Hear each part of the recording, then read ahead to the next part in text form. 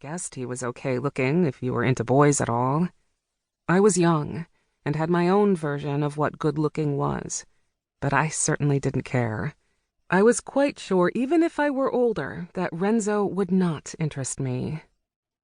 I knew that boys shouldn't hit girls, especially when no one was looking, and especially just to get the attention off themselves. It was creepy the way he stared. I noticed that Andrew looked at Julie like that whenever she wore her green dress. Someday I will leave this place. It's not forever, I reminded myself as his fingers ran up and down my arm.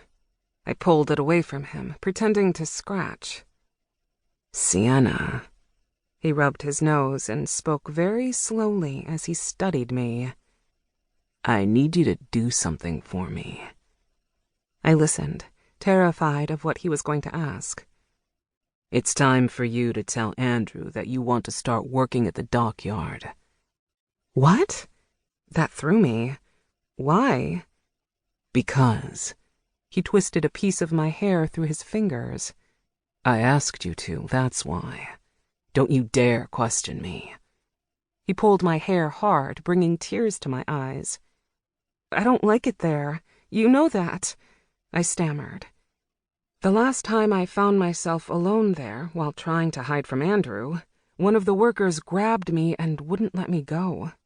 It took Julie screaming at him to set me free. The fact that I still got hit for not coming to her soon enough was worth it. The dockyard was where they put us to work at 10. The thought of going there was why I started taking money wherever I could find it. Just small coins here and there so it wouldn't be noticed. I sometimes even went through pockets, desperate to try to hide away enough for a bus ticket for when I got the chance to follow my plan. I knew I didn't have a lot of time left, and I dreamed of getting a ticket to somewhere safe, far away from here. I planned to get myself a hoodie to hide my face, especially from older people who might have questions about where my parents were or why I was on my own. I would lie in bed and think about where I would go, or where my mama was. That thought always twisted my insides. Andrew didn't like it when I asked questions and would yell about how she'd left me and he ended up stuck with me to feed and care for. I hated that I knew nothing about who I was or where I came from. You will, or... He went to the cabinet, fiddled with the lock, and tugged the half-eaten bag of potato chips down. He crushed a handful of them to dust and held his hand like he was going to sprinkle them around me. Want to rethink your offer? A beating or the dockyard? I hissed with my heart in my throat. I'll take the beating. Stupid girl. He sprinkled the chips around my feet and over my lap, and then freed one of my hands. Need to make it look real. He chuckled like a crazy person. I cringed, knowing a beating and another empty belly would be coming very soon. A door upstairs creaked, and Renzo jumped, causing the bag of chips to fall on the floor, and the rest of them scattered everywhere. The panic on his face made me realize he could be scared too. Shit, he hissed as he raced through the kitchen door and out into the living room. Chicken. Sweat quickly formed on my forehead, and my legs started to shake.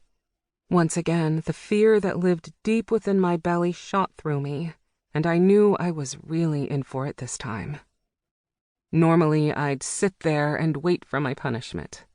But when I covered my mouth to keep from screaming, something came over me. I moved without thinking. I undid my other hand and bolted for the outside door.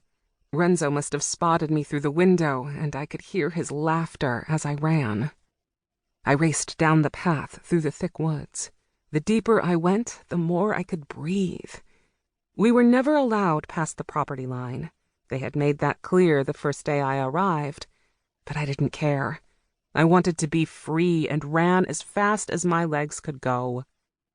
Renzo's laugh echoed in my head as my legs pumped and my lungs felt like they would burst. I tried to outrun the sound of it, and it helped for a while. I didn't remember tripping on anything, but I landed hard with a mouthful of dirt.